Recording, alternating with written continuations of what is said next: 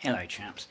Two of the great what-ifs of May 1940, or indeed the Second World War, you might say, are the Halt orders in May 1940. The first one was on May 22nd thereabouts, when Guderian was ordered. It was an element of consolidation really after Arras. By now on May 22nd, the Germans have been coming through France for about 12 days, and in the south have pushed up to Nouvelle on the coast, and we'll be looking head out to the Channel ports. And then on May 24th, there was another order to halt along the canal line and then push on afterwards to Dunkirk. Contrary to popular belief, really, Hitler didn't order the Panzers to be stopped. Both orders were effectively a combination of von Kleist in the German High Command ordering Guderian and his Panzers to stop. There were concerns, multiple concerns really, that their flanks would be were too exposed. They were worried about what the British could do, and the French, and more so the British, because the French leadership, it seemed, were starting to fray, to put it mildly. And Hitler, after speaking with von Kleist, gave his approval to it, really. If Guderian had been allowed to carry on May 22nd, it is entirely plausible that his tanks would have taken Dunkirk with very little fight, and indeed probably have taken it on the 22nd, 23rd of May. And the repercussions of that would have been immense. One of the escape routes of the BEF would have been removed, and you'd imagine a fair chunk of the BEF would have been caught. Focus perhaps would have switched to Boulogne and Calais to try and hold them out as long as possible, enable them to evacuate from there. Maybe Calais would not have been used as a political tool, which it was, unfortunately, in a way, to signal to the French the whole idea that we're going to hold on, we're not going to abandon you, we're in it together, and we're here for the long haul kind of thing. So maybe Calais would have been the Dunkirk of this saga. Boulogne and Calais were their parts of the battle started on May 22nd. In Calais' case, it lasted 4 days, and Boulogne 3 days. So had Guderian been allowed to carry on, who knows? And then on the 24th, the BEF are now starting to turn up in numbers at Dunkirk, and there's no real order, it seems, in parts, but they're trying, the British. There's still a faint hope of digging in and turning the tide against the German invader, but if you read, like I did the other day, Hussey Bag Montefiore's book Dunkirk, which is the most in-depth book I've read about not just Dunkirk, but also the Battle of France, certainly after the 18th of May, when it all started to go, when it was definitely going pear-shaped. The French were sort of split between those wanting to make peace overtures and all sorts of things. I mean, Renaud flew over to London at one point to meet with Churchill and the cabinet, and came back over, and all the while there didn't seem to be any serious consideration of taking care of the forces in the north. Their thinking at the meetings in Paris was about when the Germans went south. And that's the incredible thing. One of the incredible things I find about the Battle of France is that, as I've said before, when Dunkirk was when Dynamo was wound up by June 3rd, there were still things carrying on. There were still troops, British and French troops, that were evacuated from the continent after Dunkirk, and indeed a couple of days after the armistice was signed. And that was, from Cherbourg and the south. But also the fact that Churchill, a couple of times during the Battle of France and after Dunkirk, flew over to meet with the French government, as you see in the film Darkest Hour, and even when, as I say, once Dunkirk wound up. Now, the Luftwaffe weren't all powerful as the Allies were after D-Day, so where a German couldn't stick his head up without a fighter suddenly appearing from nowhere. But the Luftwaffe, surely, having just taken Dunkirk, Calais and Boulogne, had the means to cover all of France. So Churchill, a great risk to himself, and what if he had been shot down and killed? World history would be markedly different. So the Halt orders effectively allowed the British Expeditionary Force and those fighting with them, because we mustn't forget that the Belgians were still involved in the fighting even after the surrender on the 28th of May, and 300,000 men got evacuated from Dunkirk. Is it the same? It's solely down to the Halt orders? Possibly. There's a lot in the Battle of France and the Dunkirk evacuation that if you read the Dunkirk book, or any Dunkirk book, like I'm reading Robert Jackson's Finn Tomb, and any book dealing with the Battle of France or Dunkirk, you get the impression that there are many elements that, had they gone a certain way, things could have been different. If the Battle of Arras had been fought differently, the Allies could have stopped, or at least seriously hindered, the advance. Instead, it got confused and chaotic, and they were pulled out lest they get surrounded. Had the Panzers been allowed to carry on May 22nd and May 24th, it would have been carnage, certainly on May 24th. Imagine the Panzers unleashed onto the beaches where already a few thousand men have gathered.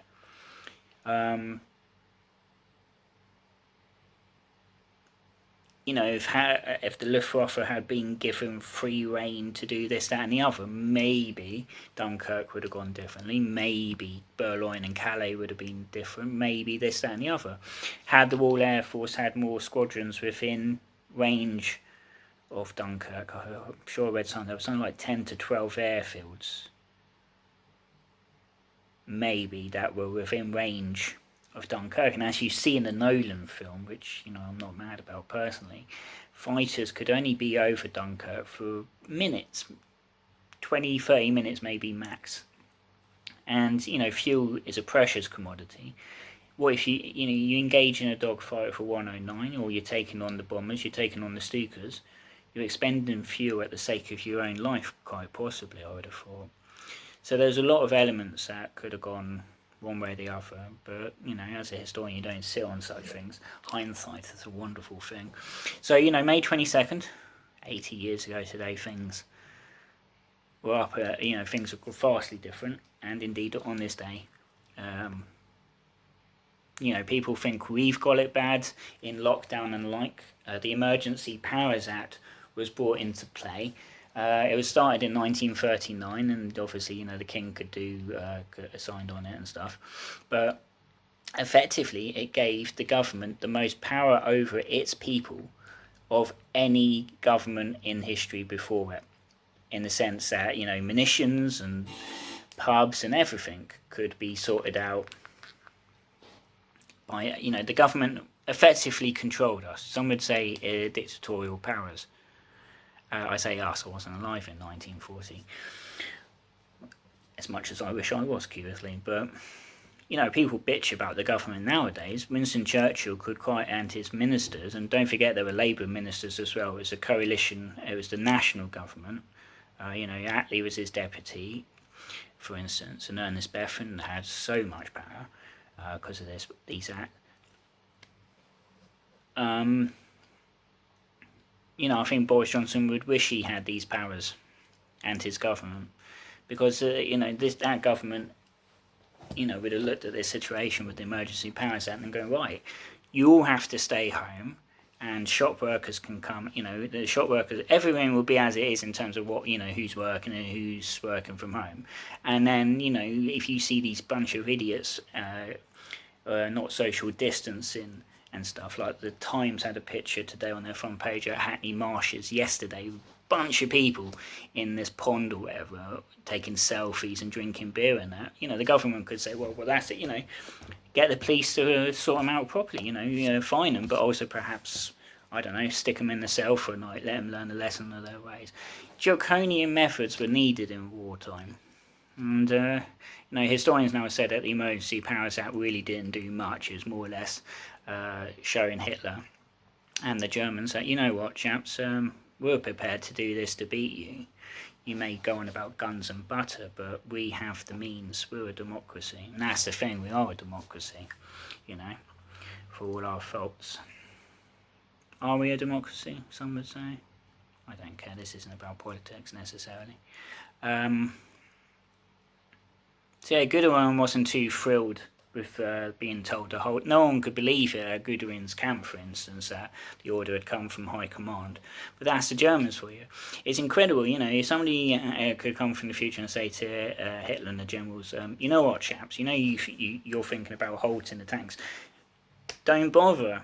The British and the French are retreating at a rate of knots. It's all chaotic. You lot could be in Boulogne, Calais and Dunkirk by morning. But of course history works as it does, you know. You look at things like that.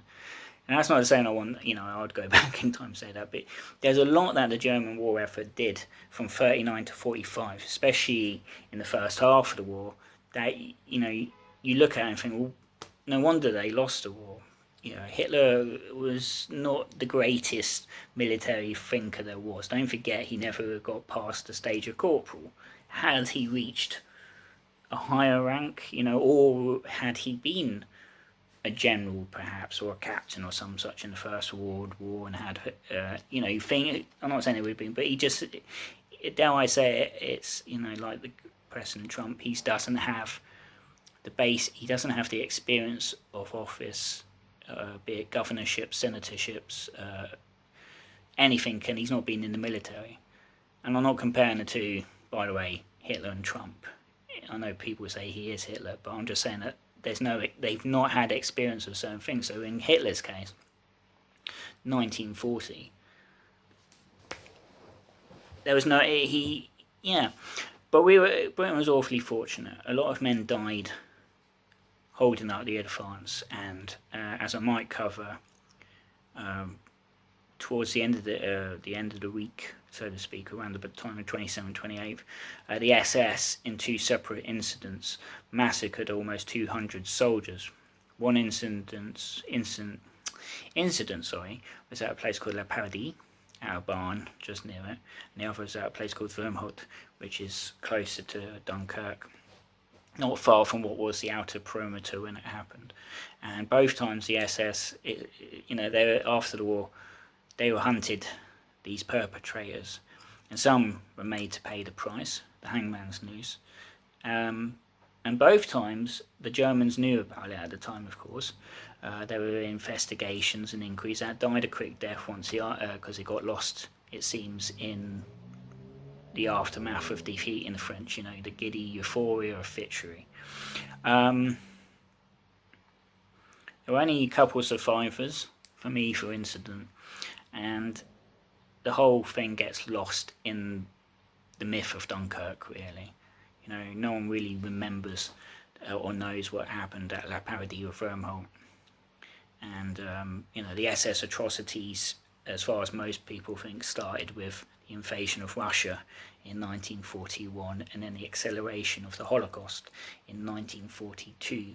And yet they did stuff from the word go, from the moment they invaded Poland. No one will know for sure why they took it upon themselves to shoot these soldiers. At the case of La Paradis, there was a suggestion that the British, after waving the white flag, waved the white flag falsely and flew a swastika banner and fired on the troops as they came forward thinking that a flag of truce had been flown at them. And yet, even the German investigator from the army questioned, well, did they really wave a flag? Did they really shoot at you after the truce?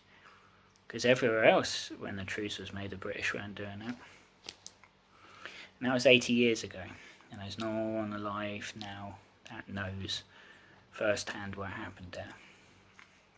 Anyway, so that's your latest missive on May 1940. Dunkirk is now the Operation Dynamo is now taking shape in the planning stages at any rate. It will officially start on the 24th. Little boats are now gradually making their way down to Sheerness and Ramsgate. The Royal Navy are already getting involved at Boulogne. Today, May 22nd, 1,400 men of the Irish and Welsh Guards were landed at Boulogne to shore up the defences and help keep the port open as long as possible. By the end of the siege, Boulogne Royal Navy destroyers were under long-range and small arms fire, as well as the Stukas and the like, and Calais was an absolute bloodbath. And we'll maybe talk about that as best as I can shortly.